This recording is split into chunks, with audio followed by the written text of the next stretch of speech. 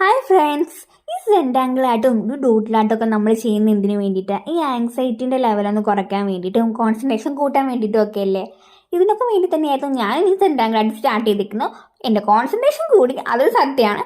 പക്ഷേ എൻ്റെ ആങ്സൈറ്റി നല്ലോണം അങ്ങോട്ട് കൂടിയിട്ടുണ്ടായിരുന്നു. ഇതെല്ലാം കൂടെ അവസാനം കൊളായിപ്പോയി, എൻ്റെ കയ്യിൽ നിന്ന് അങ്ങോട്ട് പോയി. എല്ലാം കൂടി ടെൻഷനായിപ്പോയി. പിന്നെ ഇത് ചെയ്യുമോ, ചെയ്ത് തീർക്കാൻ പറ്റുമോ? ഇതാണെങ്കിൽ ഇത് തീരുന്നില്ല, വരച്ചിട്ടും ഇങ്ങോട്ട് തീരേണ്ട ഈ സാധനം അതുമില്ല.